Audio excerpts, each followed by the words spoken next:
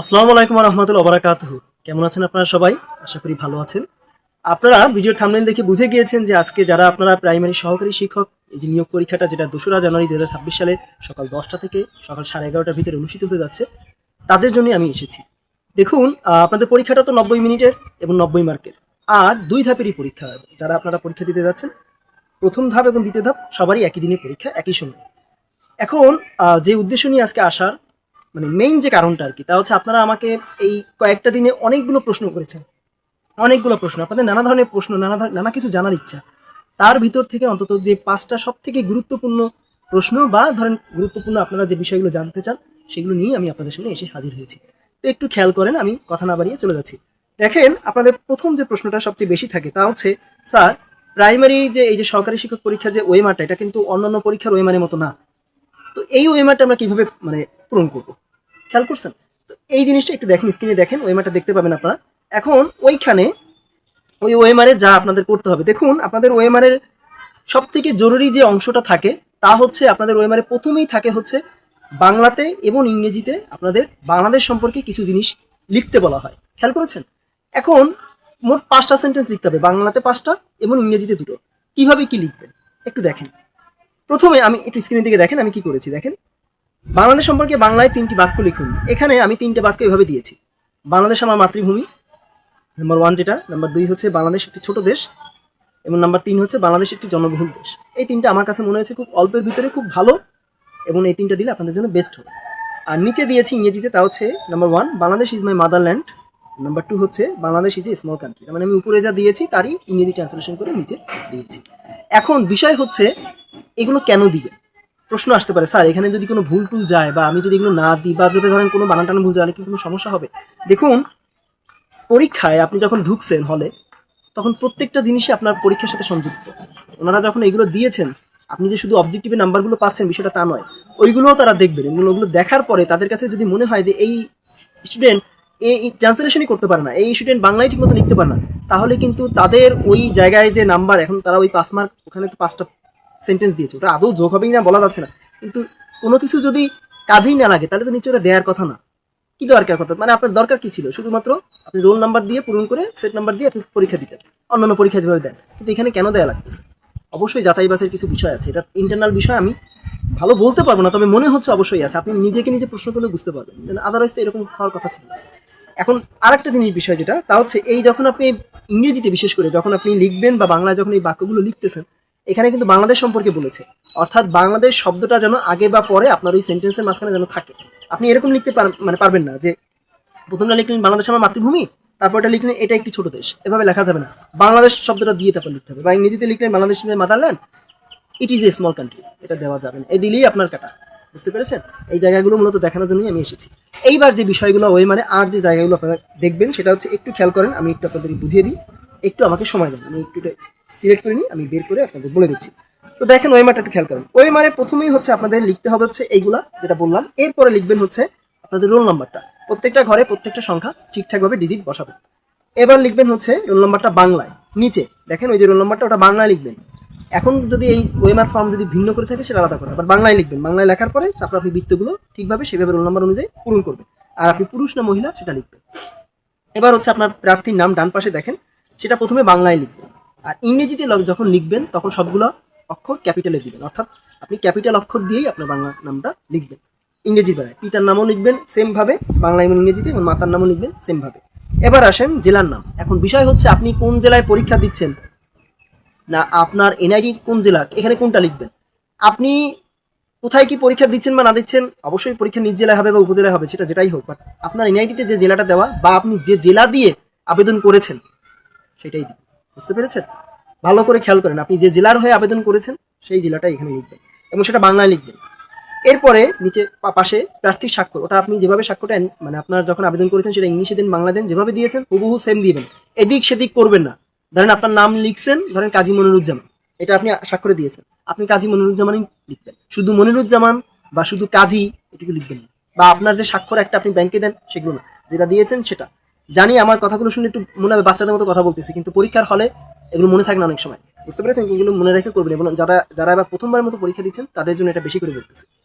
আর এরপরে তারিখটা দিবেন ওই তারিখ, অর্থাৎ যদি 2 তারিখে পরীক্ষা হয় তাহলে 02/01/2026 বা শুধু 26। বুঝতে পেরেছেন? ভালোভাবে বুঝাই দিলাম। আমরা এটা বাংলায় দিবেন, আর নিচে কক্ষ পরিদর্শক তার স্বাক্ষরটা করবেন। এবার আপনাদের যে কাজটা করতে হবে তার নিচে যান, তা হচ্ছে সেট কোডটা ঠিকভাবে পূরণ করবেন, ভালো করে দেখে পূরণ করবেন। আপনি নিজেও মনে রাখবেন আপনাকে কোন সেট দেওয়া হয়েছে, আপনার সেট যেন কেউ পাল্টে না নিয়ে যায়। আপনি ধরেন এই কাজগুলো করতেছেন, অন্য কিছু করতেছেন, তার মাঝখানে প্রশ্নটা নিয়ে চলে গেছে আরেকজন, সে তার সেট পাল্টাই দিচ্ছে, কিন্তু আপনি পূরণ করে ফেলেছেন। ধরেন পদ্মা, এখানে দেওয়া আছে পদ্মা মেঘনা, আপনি পদ্মা পূরণ করছেন, আপনাকে মেঘনা দিয়েছে, আপনি খেয়াল করলেন না। এগুলো কিন্তু পরীক্ষার হলে খেয়াল রাখবেন, ঠিক আছে? এই ছিল মোটামুটি এখানে। এখন যদি ওএমআর এর থেকে ভিন্ন কোনো কিছু করে, এ পর্যন্ত এই ওএমআরই পরীক্ষা হয়েছে, যদি ভিন্ন কোনো কিছু করে সেটা আলাদা কথা, তবে এভাবেই হওয়ার কথা, ঠিক আছে? এই গেল হচ্ছে আপনাদের ওএমআর এর বিষয়টা। এবার আসেন আপনাদের পরবর্তী যে বিষয়, 2 নম্বর যে প্রশ্নটা, তা হচ্ছে এনআইডি কি নিয়েই যাব, নিলে আসল কপি নিব নাকি ফটোকপি বা সত্যায়িত কপি নিব? দেখুন, এনআইডি নেওয়া মানেই, আমি যখন বলেছিলাম আমার আগের ভিডিওতে, এনআইডি মানেই আপনার আসল এনআইডি, এখানে কোনো ফটোকপি বা কোনো সত্যায়িত কপি না, এক কথায় শেষ। বুঝতে পেরেছেন? এনআইডি মানে আপনার আসল এনআইডি, কোনো এদিক সেদিক হবে না, ঠিক আছে? আর কিছু বলবো না। এবার আসেন, আর এনআইডি কিন্তু বাধ্যতামূলক নিতে হবে। এনআইডি যদি আপনি না নিয়ে পরীক্ষার হলে যান, আপনি ওই পরীক্ষার হল থেকে আপনাকে বের করে দিবে, আপনি ঢুকতেই পারবেন না। প্রথমেই পুলিশ ওটা প্রথমে চেক করবে, ম্যাজিস্ট্রেট থাকবে, উনি ওটা চেক করবেন, কারণ দেখবেন উনি আপনার যে নিজ জেলা, সেই জেলা অনুসারে আপনি ওখানে পরীক্ষা দিতে আসছেন কিনা। এনআইডি নেওয়ার এটাই হচ্ছে বড় কারণ, কারণ আপনি বাংলাদেশের নাগরিক, আপনি এনআইডি থাকবেই, কিন্তু এর মানে এই না যে মানে আপনি এনআইডি না নিয়ে পরীক্ষা দিতে যাবেন। থাকলে সেটা দেখাতে হবে, এই অন্তত এই প্রাইমারি শিক্ষক, এই সহকারী শিক্ষক পরীক্ষাটা দেখাতেই হয়, প্রত্যেকবারই দেখাতে হয়, ঠিক আছে? এবার আসেন 3 নম্বর, এনআইডি হারাই গেলে কি করবে স্যার? এই প্রশ্নটা আমি সব থেকে বেশি পাইছি। আমি জানি না আপনারা যারা এই প্রশ্নটা আমাকে করেন, আমি তাদের উদ্দেশ্যে কাউকে ছোট করে কোনো কথা বলতেছি না, বাট আপনার এনআইডি যদি না থাকে, এনআইডি যদি আপনি হারিয়ে ফেলেন, আপনি বাংলাদেশে আসেন কিসের জন্য ভাই? চলে যান বাংলাদেশ থেকে, লাগবে না আপনার থাকা। আপনার এনআইডি আপনি রাখতে পারেন না, এত কিছু আপনি পারেন, আপনার এত কিছু, আপনার ব্যাংকের অ্যাকাউন্টের নাম্বার মনে থাকে, এ থাকে, হ্যান থাকে, সব কিছু আপনার কাছে থাকে, এনআইডি থাকে না, তাহলে আপনার থাকা দরকার কি বাংলাদেশে? আপনি তো নাগরিক কিনা বাংলাদেশে। ধরেন হারিয়ে গিয়েছে, এতদিন কি করেছেন আপনি? এটা উঠাতে পারেন নাই? নির্বাচন অফিসে যে এটা উঠাতে পারতেন, আবেদন করতে পারতেন, বা আপনি থানায় কি জিডি না করে কি করে থাকেন? থানায় জিডি করতে হবে আপনাকে। বুঝতে পেরেছেন? এখন পরীক্ষার সময় এনআইডি তো লাগবে, কি করবেন আপনি? যদি এনআইডি হারিয়ে যায়, কিছু তো করার নাই, যদি কোনো ফটোকপি থেকে থাকে সেটাকে সত্যায়িত করবেন, ওই ফটোকপি সত্যায়িতটা নেবেন হাতে সাথে। আর নির্বাচন অফিস প্লাস থানা থেকে, দুই জায়গা থেকেই আপনাকে এই মর্মে প্রত্যয়ন আনতে হবে যে আমার এনআইডি হারিয়ে গেছে, এনআইডির কাজ চলমান, এনআইডি আসার কাজ চলমান। আর এটা হচ্ছে নির্বাচন অফিসে, এবং মানে থানা থেকে আপনি আপনার যে জেলার, যে নিজ জেলা, যে জেলা থেকে আপনি এনআইডি করাইছেন, সেই জেলার যে থানা, সদর থানা বা ধরনের উপজেলা যদি কোনো থানা থেকে থাকে, সেখান থেকে আপনি মানে প্রত্যয়ন আনবেন এরকম যে আমার এই লোকের, এই মর্মে এই লোকের এনআইডি নাম্বার এত, তার হারিয়ে গিয়েছে, এবং থানা থেকে এটা খোঁজার এবং এই বিষয়ে কোনো কাজ চলমান, এবং এই বিষয়ে যদি কোনো কিছু থেকে থাকে, কেউ যদি তার এনআইডি ব্যবহার করে কোনো 2 নম্বরই করে, আমরা এটা দেখভাল করতেছি, থানা মানে কর্তৃপক্ষ সেটা দেখভাল করতেছে, এই মর্মে একটা প্রত্যয়ন এনে ওই প্রত্যয়নটা আপনি ম্যাজিস্ট্রেট স্যারকে দেখাবেন পরীক্ষা হলে যখন ঢুকবেন। এছাড়া কিন্তু আপনি ঢুকতে দিবেন না। আমি বারবার করে বলছি, শুধু সত্যায়িত যে মানে এনআইডির কপি নিয়ে আসবেন, তাই দিয়ে নিয়ে ঢুকবেন, ঢুকতে দিবেন আপনাকে, ঠিক আছে? আমি জানি, আমি একজন সরকারি ফার্স্ট ক্লাস গেজেটেড অফিসার, আমি এই বিষয়গুলো বুঝি। এই আমাদের নিয়ম কি, ম্যাজিস্ট্রেট সাহেব একজন ফার্স্ট ক্লাস গেজেটেড অফিসার, তিনিও বোঝেন, সো নিয়মের বাইরে যাওয়া যাবে না, ঠিক আছে? গেল এটা। এবার আসেন নাম্বার 4, পরীক্ষা কি নিজ জেলায় নাকি উপজেলায়? বারবার বলেছি আমি, এটা পরীক্ষা আপনার নিজ জেলায় হবে। প্রাইমারি সহকারী শিক্ষক পরীক্ষা এই পর্যন্ত নিজ জেলাতেই হয়েছে। এখন অনেক সময় দেখা যায় উপজেলাতে সিট পড়ে। দেখুন, জেলা তো বাগেরহাট, ধরেন আমার জেলা বাগেরহাট, এখন সবখানি জেলার মধ্যে যতগুলো উপজেলা আছে সবখানি পরীক্ষা হবে। বা ধরেন অনেক সময় দেখা যায় কেন্দ্র না পাওয়ায় শুধু জেলা শহরই পরীক্ষা হয়, সেক্ষেত্রে যদি উপজেলাতে কেন্দ্র পাওয়া যায় তো উপজেলাতে পরীক্ষা হবে। যদি আপনার মানে সুনির্দিষ্ট উপজেলাতে যদি আপনার সিট পড়ে থাকে তো পেয়ে যাবেন আপনি, তবে জেলা ধরে নেন, ঠিক আছে? ঢাকাতে না, মানে সবাই মিলে ঢাকায় আসবে বিষয়টা তা না। এবার আসে নাম্বার 5, যেটা তা হচ্ছে আমাদের প্রতিযোগিতা কাদের সাথে? আমরা কি জেলায় মানে যতজন টিকবেন তাদের সাথে প্রতিযোগিতা করব, নাকি উপজেলায় যতজন টিকবেন তাদের সাথে প্রতিযোগিতা করব? ভালো একটা মজার একটা প্রশ্ন, হাস্যকর প্রশ্ন।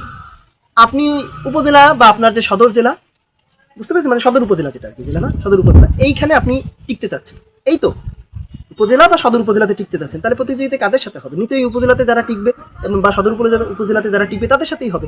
সম্পূর্ণ জেলা মিলে তার আপনার প্রতিযোগিতা না। বুঝতে পেরেছেন? তার মানে যে কয়জন আপনার নির্দিষ্ট উপজেলায়, সেই আপনি সদরে হন আর যে উপজেলাই হন, যে কয়জন টিকছে তাদের সাথে আপনার ভাইবা পরীক্ষা হবে। আপনি ওনাদের সাথে আপনার মানে যত কম্পিটিশন, বাইরে কারোর সাথে। ধরেন আমি বাগেরহাটে আছি, আমার বাগেরহাট সদর উপজেলাতে যদি আমি টিকি, তাহলে আমার বাগেরহাট সদরে যতজন টিকছেন তাদের সাথে আমার প্রতিযোগিতা। 10 জন হলে 10 জনের সাথে আমার প্রতিযোগিতা। যে কয়টা পদ আছে সেই কয়টা পদের জন্য আমার প্রতিযোগিতা, মানে পোস্ট আছে আর কি। আর যদি আমার বাইরে কেউ মোরেলগঞ্জে থেকে থাকেন, তো মোরেলগঞ্জে যে কয়জন আছে তাদের সাথে তার প্রতিযোগিতা হবে, এভাবে, ঠিক আছে?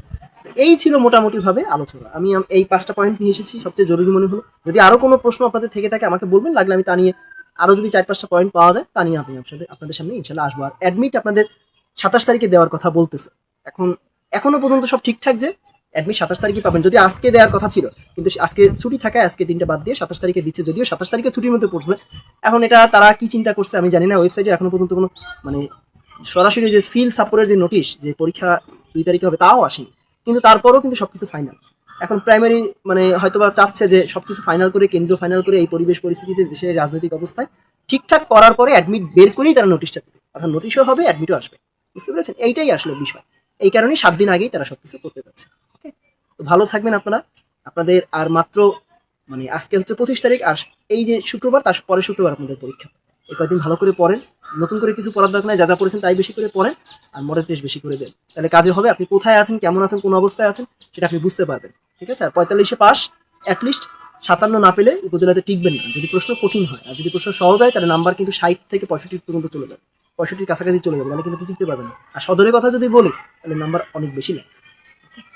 ভালো থাকবেন। আমি অলরেডি এ নিয়ে একটা প্রশ্ন দিয়েছি, যারা আমার চ্যানেলের সাথে সংযুক্ত আছেন তারা আমার চ্যানেলে পোস্ট অংশে গেলেই প্রশ্ন এবং প্রশ্ন উত্তর পেয়ে যাবেন। কে কেমন পরীক্ষা দিয়েছেন, যারা এই কদিন পরীক্ষা দিয়েছেন তাও জানতে পারবেন। মানে আমার নতুনদের যারা আছেন তাদের জন্য বলতেছি, এবং আপনারা ওই পরীক্ষাটা দিলে বুঝতে পারবেন যে আপনার অবস্থানটা কোথায়। ঠিক আছে? প্রশ্নটা আমি জানি না আমি কতটুকু স্ট্যান্ডার্ড প্রশ্ন করেছি, বাট সবাই মানে মানে যারা প্রশ্ন দিয়ে পরীক্ষা দিয়েছেন তারা বেশিরভাগই বলেছেন প্রশ্ন স্যার অনেক স্ট্যান্ডার্ড হয়েছে। ওই স্ট্যান্ডার্ড প্রশ্ন যদি হয়ে থাকে তাদের মারফিক, তাদের মতামত অনুসারে, তাতে আপনি কত পাচ্ছেন তা দেখলেই বুঝতে পারবেন। আমি একটা ভোটেরও আয়োজন করেছি, সেখানে কারা কত পেয়েছেন তারা দিয়েছেন, দেখলেই বুঝতে পারবেন যে ওই প্রশ্নে কাটমার্ক কত হয়েছে। এভাবেই আপনারা প্রস্তুতি নেন, কাজে লাগবে। ভালো থাকবেন, আমার কোনো কথায় কষ্ট পাবেন না। আমি আজকে মনে হলো যে এগুলো আপনাদের সাথে শেয়ার করা উচিত, তাই একটু সিরিয়াসভাবেই বলেছি, বেশি সিরিয়াস হয়ে বলেছি, কারণ এখন সিরিয়াস হওয়া ছাড়া আর কোনো উপায় নেই। তো কথা হবে ইনশাল্লাহ পরবর্তীতে। আমার জন্য দোয়া রাখবেন, সবার জন্য দোয়া রাখবেন, সবার পরীক্ষা ভালো হোক, আপনারা আপনাদের জায়গা থেকে সবটা দিন, মানে সর্বোচ্চটা দিবেন। আল্লাহ হাফেজ, আসসালামু আলাইকুম রহমতুল্লাহ।